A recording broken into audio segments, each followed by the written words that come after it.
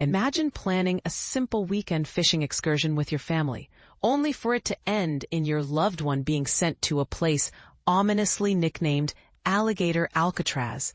That shocking turn of events is what happened to one Florida family, and their story is gripping from start to finish. But here's where it gets controversial. This so-called detention center has been at the center of heated debates about immigration, human rights, and even environmental concerns. It all began innocently enough.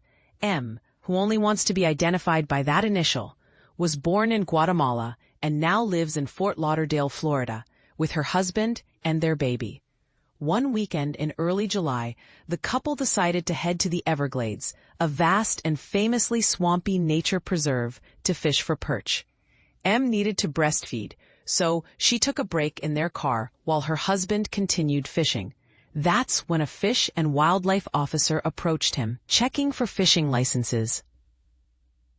They had a valid fishing permit, but neither M nor her husband could show a driver's license because both of them are undocumented.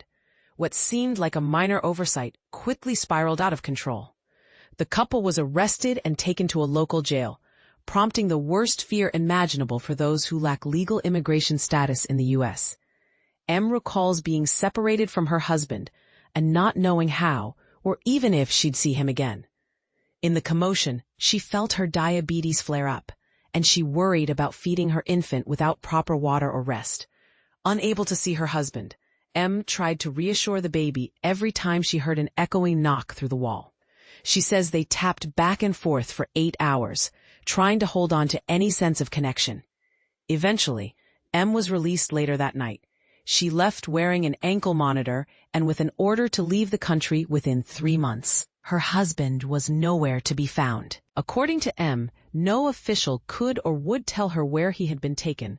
For 3 frantic days, she searched immigration databases and phoned authorities but kept hitting dead ends. At the same time, the news was buzzing with reports of a brand-new immigration detention center deep in the Everglades near a little-used airfield.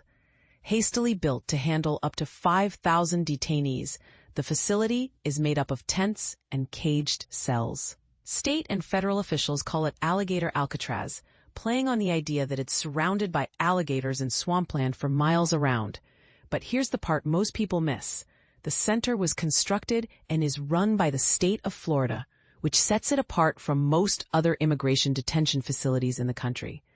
President Trump, who visited the site, joked about instructing detainees on how to evade alligators, telling them not to run in a straight line. Critics argue the project poses multiple risks.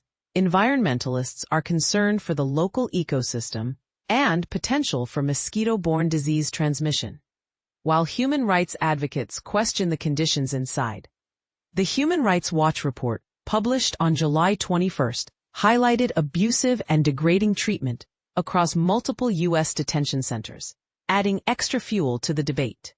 The Florida facility alone has been slammed by lawsuits from civil rights groups. Some of them say the remote location and the facility's scale make it an especially dangerous place to hold people.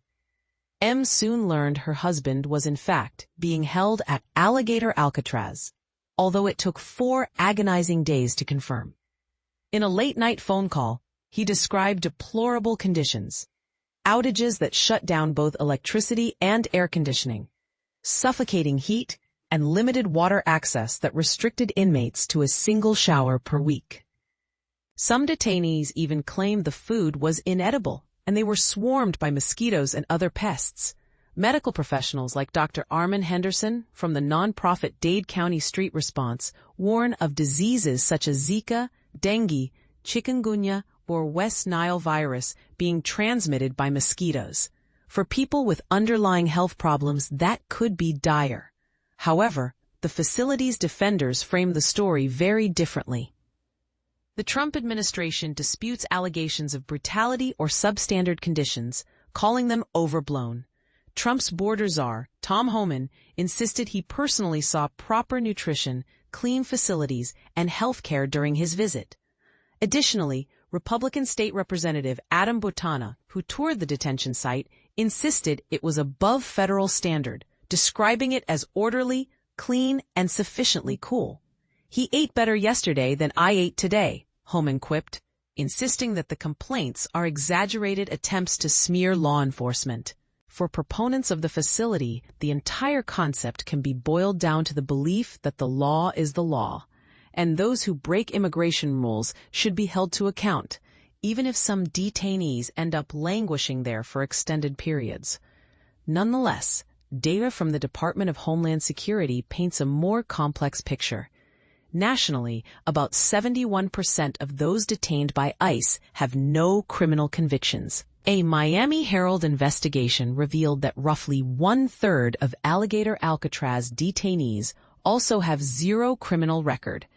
Among those who do have prior run-ins with the law, offenses vary widely, covering everything from traffic violations to attempted murder. M points out that her husband's own history involves a 20-year-old cocaine possession charge, for which he pleaded not guilty, and that was dropped. Plus a no-contest plea for driving without a license, a misdemeanor. Nowadays, the couple runs a landscaping business and is active in their evangelical church. Determined to help M, Florida immigration lawyer Jeff Botello tried to locate her husband, only to find that it was nearly impossible to communicate with anyone at Alligator Alcatraz. When Botello asked the Florida Attorney General's office for a phone number to the facility, he was stunned that they had no direct line. "What are we, in Russia? What is this?" he recalls thinking. That feeling of secrecy, advocates argue, is precisely why there's so much potential for abuse. As time passed, M suffered growing anxiety attacks. She says she relies on medication to cope now, and she's prepared to leave the United States to follow her husband when he is eventually deported to El Salvador. Though the family's immediate situation has changed, he was recently transferred to a different Florida facility. The entire ordeal has taken a devastating toll on all of them.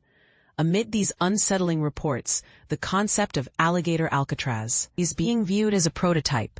The Trump administration has struck deals with several states with the goal of expanding detention capacity nationwide.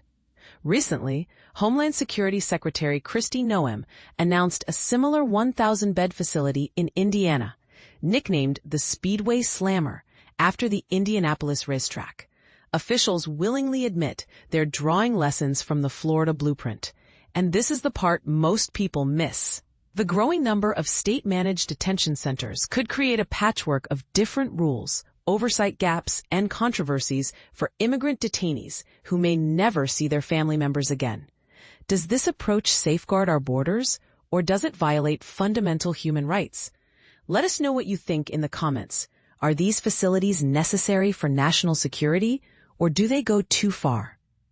If you have any tips or first-hand information on immigration matters, you can reach out via WhatsApp or Signal at 202-713-6697. You can also contact journalist Jasmine Garzd directly at jgarzd@npr.org.